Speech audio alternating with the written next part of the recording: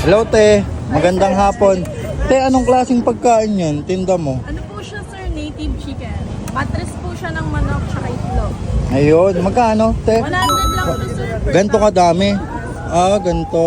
Bali, anong kayo mismo gumagawa nito? Kami po nagluluto. Tapos kinukuha pa po namin siya sa Nueva Ecija. Grabe, ang layo pala, oh. Pero okay naman, ah. Marami naman bumibili sa inyo nito. Yes, sir. Mayabi po. Nakakailang ano na kayo? Ngayon po, Luto. nakalimang luto na kami, sir. Grabe, ilang kilo yun? 50 kilo. Grabe, no? Anong pangalan mo, te? Jessica po. Ilang taong ka na? 16. Bata mo pa, te. Bukod dito, te, ano pa yung mga tindan nyo dyan? Meron po kami ditong balot, penoy may sabaw, tsaka penoy po. Tapos meron din po kaming buko na palamig. Ayun. Anong oras kayo nag-open dito, te? Open po kami ng 9 a.m. na hanggang 10 po. Hanggang sa maubos na yung tao. Sige nga, Ate Jessica, pa-order nga ako. Sige sir, salina na ito. Ayun, no? Ano yan, te? Mga laman ng ano? Manok? Opo, matris siya. May ng kasama, manok. anong mga kasama niyan, te? Matris po, tsaka itlog. Ayun. Ito yung Tapos, matris. anong luto naman yan? Spicy adobo. Spicy adobo. Grabe, mukhang masarap nga, ah. Ilan tab na uubos nyo kada araw? Mga 50. Ang grabe, ang dami. Ayun, no? Ganyan ba talaga kadami Walang niyan? vlogger yan sir. Ayun, thank you. Te Jessica, bakit mo naman naisip yung gantong tinda? Kakaiba, wala kang kagaya, di ba? Yes po. Naisip po ito si Papa po. Kasi po sa Quiapo, pag may tinda ka, ginagaya ng iba. So Ayun. nag-isip po si Papa ng tinda na hindi nila magagaya. Tsaka mahirap kunin. Kaya ito po tininda niya to. Ano te, nag-aaral ka pa? Yes po sir. Ay, bali, anong ano ka na? Anong year ka na? Going third year.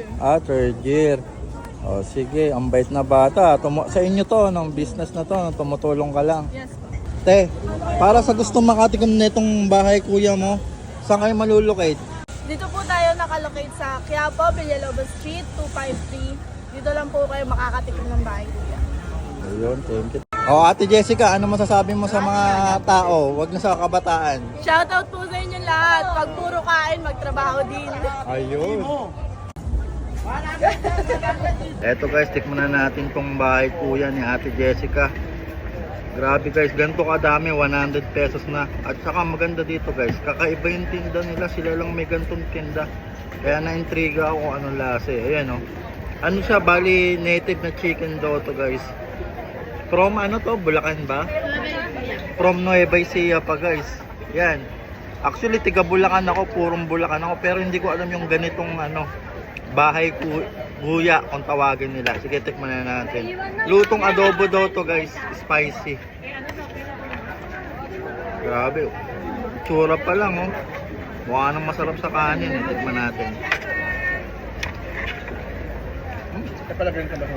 Malalasa mo yung spicy flavor niya. Thank you. Sarap. Ito po. Feeling ko masarap to sa may kanin. Tsaka pulutan. Yun, no? Try nyo to guys pag napadpad kayo dito sa may Quiapo. Villalobos to, te. Yeah, dito lang to sa Villalobos. Araw-araw naman silang open. Yun, no? Tsaka malasa, guys. Malasa.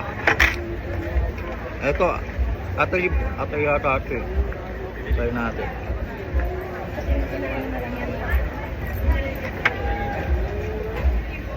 Sarap. Malambot yung pagkakaluto. Quality.